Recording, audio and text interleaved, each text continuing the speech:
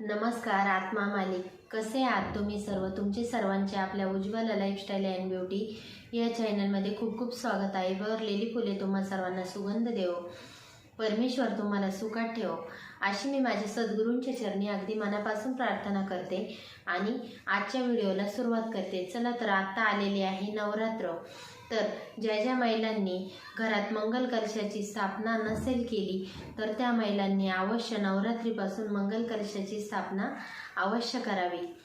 नवरात्रीत तुम्हाला जमले नाही तर मंगल कलशाची स्थापना एखाद्या मंगळवारी, शुक्रवारी, पौर्णिमेला देवघरात करावी. मंगल कलश घरात असल्याने आपल्यावर येणारे संकटही टळते. त्याचबरोबर आपल्या घरात मंगलमय घडण्यास सुरुवात होते. आपल्याला उद्योग, व्यवसाय, धंद्यात यश येते.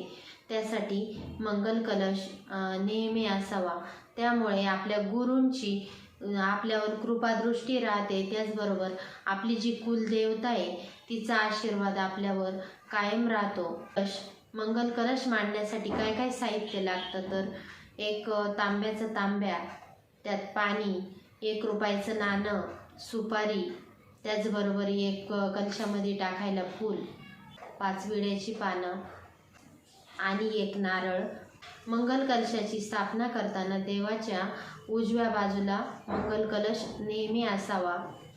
अशा प्रकारे मंगल कलशाची स्थापना आपण करू शकतो.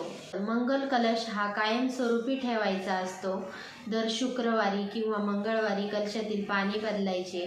नागिरीचे पानं किंवा आंब्याचे पानं तुम्ही लावू शकता. पाणी हे झाडाला घालावे. जे कलशाच्या खाली वाटीत आपण अक्षता ठेवतो ते पक्ष्यांना खाऊ घालू शकतो किंवा पाण्यात पण विसर्जन करू शकतो. मंगल कलश जेव्हा आपण देवघरात मांडतो ते नारळ आमोशाला बदलत जावे किंवा 1-2 आमोशा मिळून जरी बदलले तरी चालते. ज्या महिलांनी मंगल कलश हा आपल्या देवघरात नसेल तर त्यांनी नवरात्रीपासून मंगल कलशाची स्थापना अवश्य करावी. ही मंगल कलशाची सुरुवात ही नवरात्रीपासून केली तर खूपच चांगली आहे. त्या जेव्हा आपण कलश भरला, कलश पूर्ण झाला नारळ वगैरे ठेवून, कलशाला 5 बाजूनी 5 बोटं, खालून वरच्या दिशेने असे 5 बोटं गंधाचे लावावे आणि पुढच्या साईडला स्वस्तिक काढावे. स्वस्तिकच्या दोन्ही बाजूला 2-2 रेषा असाव्या. अशा प्रकारे मंगल कलशाची स्थापना आपण करू शकतो. मंगल कलश देवघरात ठेवण्याचा शुभ मुहूर्त म्हणजे नवरात्रीपासून केला तर खूपच उत्तम आहे. त्यामुळे मंगल कलशाची स्थापना नवरात्रीपासून देवघरात अवश्य करा. व्हिडिओ जर आवडला तर जास्तीत जास्त आपल्या व्हिडिओला लाईक, शेअर, सबस्क्राईब करा.